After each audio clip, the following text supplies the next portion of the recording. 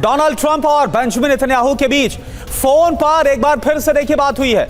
Iran को लेकर दोनों के बीच चर्चा हुई है। ईरान के मुद्दे पर बड़ा फैसला संभव है। अब यह बड़ा फैसला क्या होगा, यह एक बड़ा सवाल। ईरान को लेकर ट्रंप की सख्त चेतावनी। यह देखिए आप, बड़ी खबर आपके सामने टीवी स्क्रीन पर।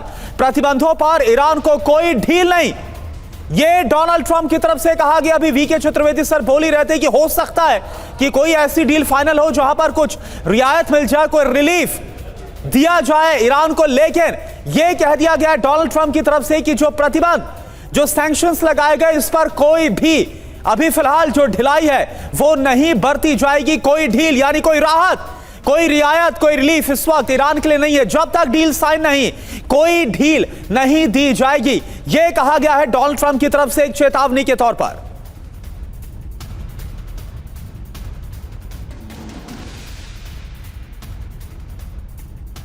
और देखिए, डील पर ट्रंप का एक और बयान आ गया है। ईरान के साथ बातचीत अंतिम चरण में है, समझौता नहीं हुआ तो अमेरिका बहुत सख्त कदम उठाएगा, यह कहा गया है डोनाल्ड ट्रंप की तरफ से। एक बार फिर अमेरिकी राष्ट्रपति ईरान को धमकाते नजर आ रहे हैं, लेकिन ये भी कह रहे हैं कि ईरान के साथ बातचीत अंतिम चरण में है, यानी अमेरिका को उम्मीद है कि समझौता हो जाएगा, लेकिन साथ ही साथ धमकी भी कि समझौता नहीं हुआ तो बहुत सख्त कदम उठाए जाएंगे अमेरिका की तरफ से।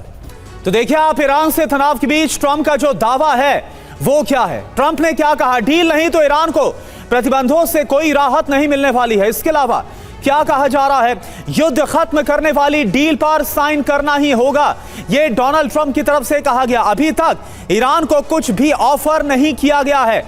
इसके अलावा बयान में और क्या कहा गया, अमेरिका ईरान को एक अच्छा देश बना सकता है, इस बात का भी दावा किया गया डोनाल्ड ट्रंप की तरफ से। ईरान पर दबाव बनाने की लगातार जो रणनीति है वो आप मायने के तौर पर समझिए। जो बयान दिया गया उसके मायने क्या हैं, तो कुल मिलाकर आप देखिए क्या कहा गया, उसके मायने क्या है। ट्रंप ईरान को राहत देने के पक्ष में इस वक्त बिल्कुल भी नजर नहीं आ रहे, यानी कि अभी फिलहाल कोई भी रियायत नहीं। यूएस ईरान के बीच तनाव बढ़ भी सकता है अगर कोई डील फाइनल नहीं हुई।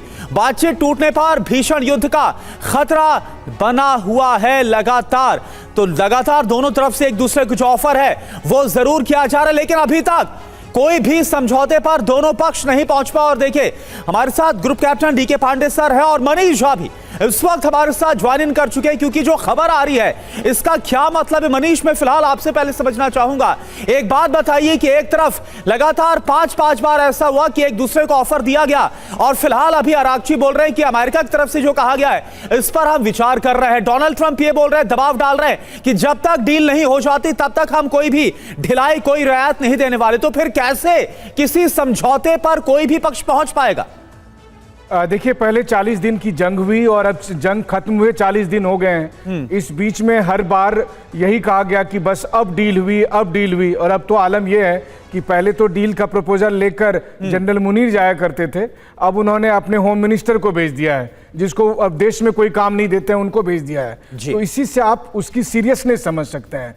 दूसरी बात, मुझे ऐसा लगता है कि यहाँ पर ईरान की जो अपनी सबसे बड़ी एक्सपर्टीज है उसका ईरान बखूबी इस्तेमाल कर रहा है, वो है नेगोशिएशन क्षमता की, जिसमें वो सिर्फ एक पॉइंट पर सालों तक खींच सकते हैं।